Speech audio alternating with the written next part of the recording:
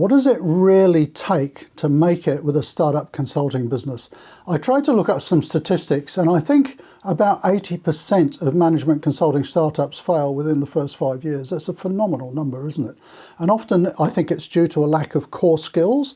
So what I'd like to do today is to take you through what I think are probably the 5 really essential core skills that you need to have if you want to make it in management consulting. So let's get right into it. First one goes without saying: technical knowledge, expertise in the particular thing that you're consulting in. So my management consulting business is about supply chain or logistics. I've spent 4 decades in the industry. I've had operational roles, management roles, strategic roles in the industry.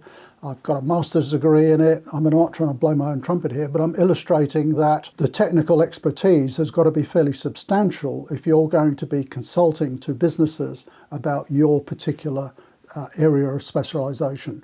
You need to have the experience, you've got to have the track record, you've got to have the qualifications. So that goes without saying, you've got to have that. Number 2, I'd put this a very, very close second, is marketing skills. I've met so many people over the years who wanted to get into management consulting because they really enjoyed the industry they were working in. They had a lot of expertise, but they didn't know how to market their services. And they end up really being a contractor rather than a consultant. And if you want to know what the differences are, let's put that link up there. Are you a contractor or a consultant?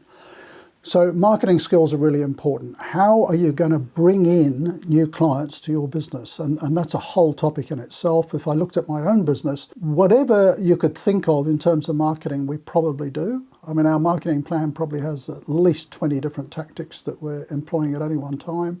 You know, be that social media, paid advertising, blogging, vlogging, all kinds of stuff, you know, the website, events, goes on and on and on. You've really got to be constantly marketing yourself and your business to bring in new clients. So number 2, marketing skills. Number 3, business management skills.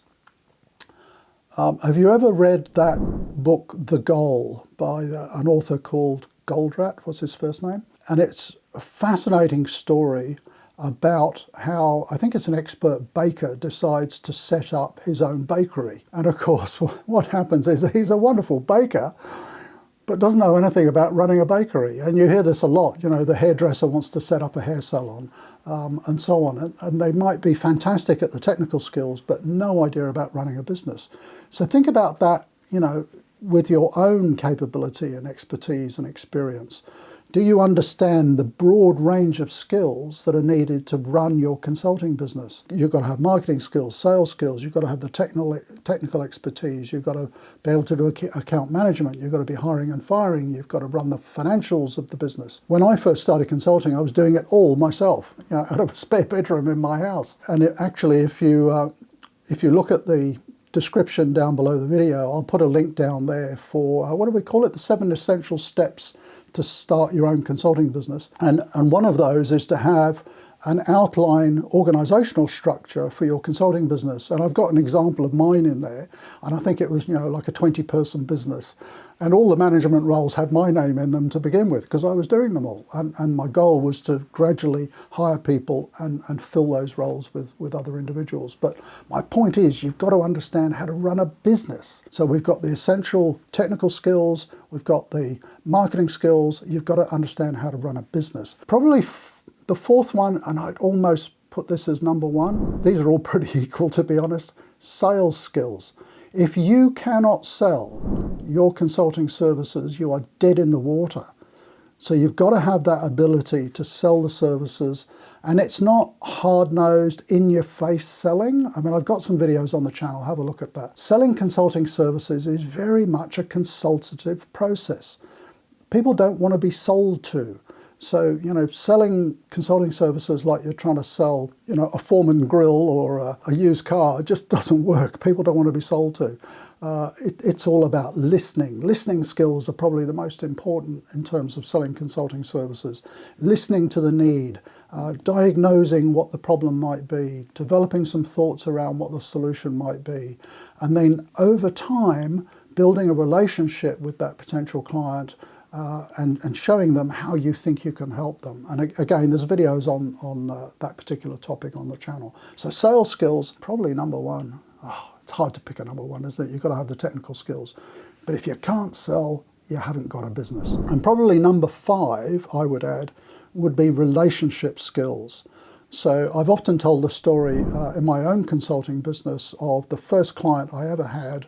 In year 1, I think I had a very low budget for sales in that first year. Let's call it $200,000.